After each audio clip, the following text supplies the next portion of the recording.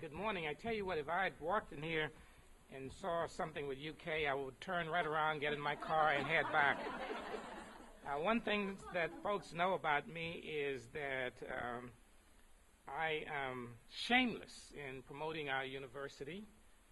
And actually, I believe that is heresy for anyone living in this community to be supporting anybody else or any other university. And I'm not ashamed to say that at all. You will learn. There's a particular type of blue. There's only one type of blue around here.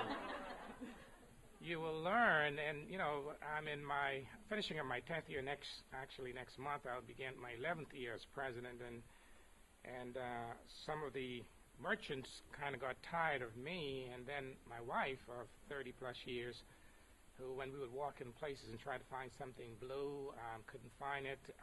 That has changed over the years, I would say. But I always believe that an institution as great as MTSU and that does so much for this community, to have people in this area that live and support their family by the institution and the people that work at the institution, the students whom I will talk about in a moment, for them to be having any other color like orange or any other in the area, that is totally unacceptable. I mean, totally unacceptable. And I have let them know that. And that's something that I take very, very, very seriously. First, let me say thank you for inviting me. We cleared that up now, and we're on the right track here. It is really a pleasure to be here, and in particular, I want to thank Valencia Phillips and Debbie Mann for tracking me down and being persistent in getting me to come to this event. A lot of people think that the president is a glamorous job, and he has nothing to do but twiddle his thumb on that campus. But when you're dealing with a campus of close to approaching 27,000 students, 3,000 employees, and a budget of over $500 million a year, 4 different campuses. People don't realize that the main campus is just one of 4 campuses that we have sites as part of this university. It's a lot of work. And I'm very grateful to have an executive assistant who's been with me now for going on 16 years in 3 different positions, Miss Kim Edgar. Kim, stand up so they can see who you are. Next to my wife, she's the most important person. Next to my wife and my mother.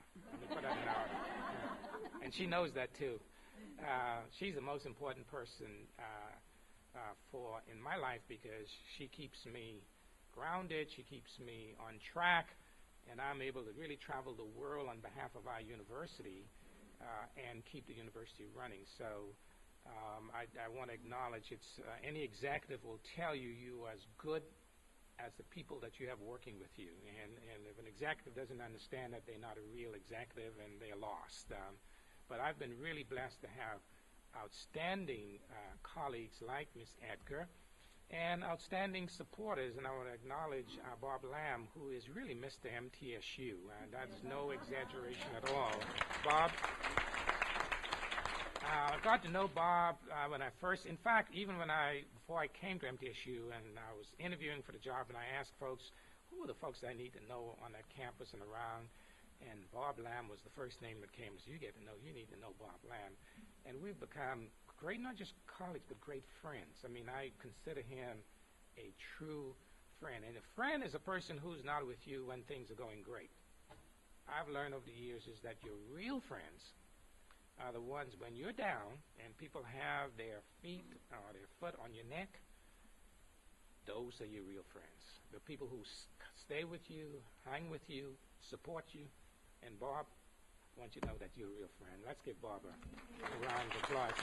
He's done everything at the university. He's been president. The only position he's not held is president of the university. And there are days when I think he is. He calls me and he tells me what to do. But he truly is really just an outstanding.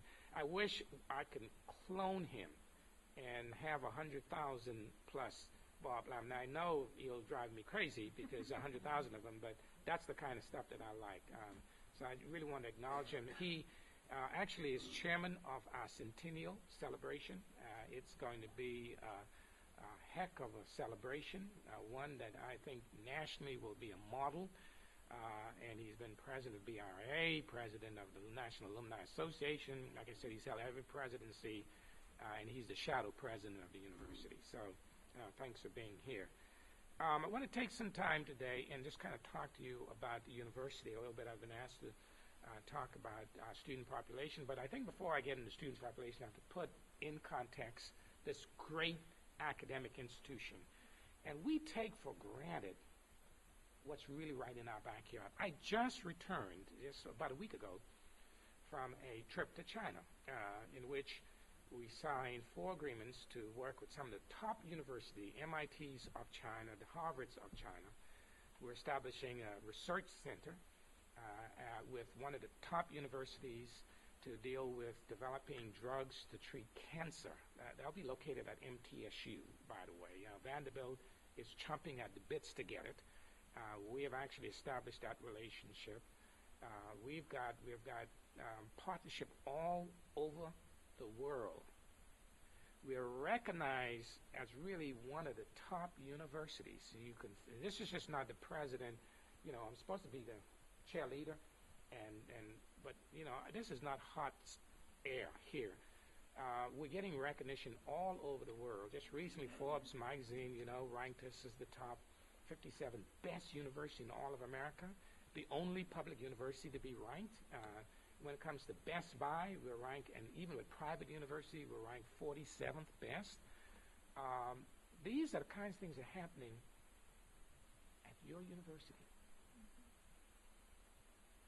Outstanding academic programs.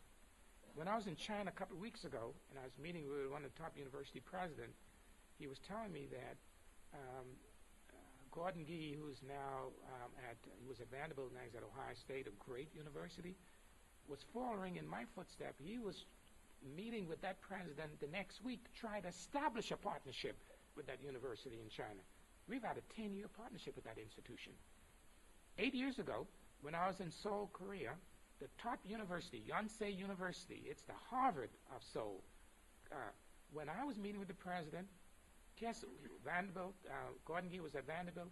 He had a meeting the week before trying to establish a relationship with that university. We had a 7-year relationship and had exchange students between our university and that university in Seoul, Korea. So I'm just trying to give you some sense that this university, people should be so grateful that you have an institution of this magnitude right in your backyard. 100 years ago, on September 9th, we'll be celebrating our 100th anniversary. We started as a small, normal school, educating teachers, a couple of hundred students. Now we're approaching 27,000. We easily could have been a campus of 35,000 if we had not capped our enrollment. A lot of people don't know that we only admit about 59% of the applicants that come to our university. A lot of folks don't know that we are the #1 choice for undergraduates in the state of Tennessee. And this is not MTSU data, this is ACT, the entrance exam out of New Jersey. Their data, students across the state of Tennessee, when they take that exam, they have to select their first choice of institution. MTSU for the last umpteen number of years has been the first choice for Tennesseans. For many, many years, and the Tennessean used to report this, and they started about 3 years ago, we were the #1 choice for valedictorians, salutatorians. The top students coming out of the state, MTSU was the #1 choice. That's the type of institution that you have. These programs, folks don't realize that our aerospace program is #1 in the country. We have some of the most innovative programs and innovative faculty. We're signing agreements with the 360 simulator, the best in the world. We have folks from the FAA and from all over the country are coming to MTSU to learn how to do it in the aviation. Chances are, when you fly a major airline, there's a 50% chance that the captain or the co-captain is a graduate of MTSU Professional Pilot Program. When I travel around and I wear my MTSU stuff, I only wear blue, and as you see, Bob has his blue on, and I had on, I was in Atlanta traveling somewhere to give a speech, and I was waiting in the area, and this captain came up to me with his uniform on, and he said, MTSU, hi, Dr. McPhee.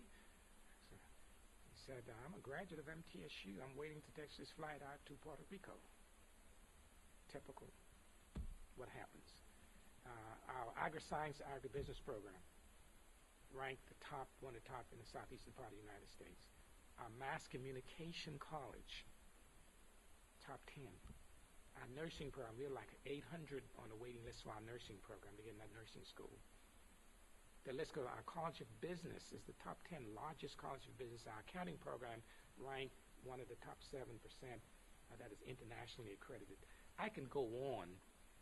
A lot of our folks don't know of this incredible institution. And I wanted to set that stage for you to let you know why we have this incredible group of students.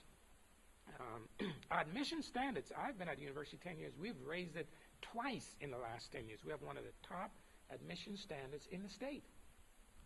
Our average ACT score is approaching 24 to get into our university. The national state average is around 19 to 20. So, incredible faculty, incredible academic program that allows us to attract some of the best students that this state has seen.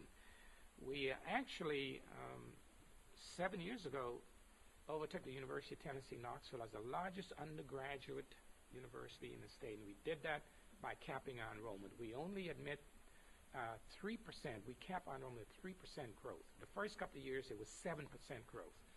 That was about 11 to 1,300 students a year. When I came at MTSU in 2001, our student population was 17,000, 18,000.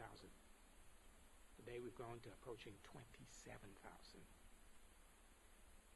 20 years ago, 25 years ago, we were the same enrollment with Tennessee Tech, Tennessee State, Austin P. 20 years, 25 years later, we have separated from the crowd. Not just in enrollment. And our folks in the east part of the state want some folks to believe that, well, they just open their doors to anybody and they're just admitting anyone.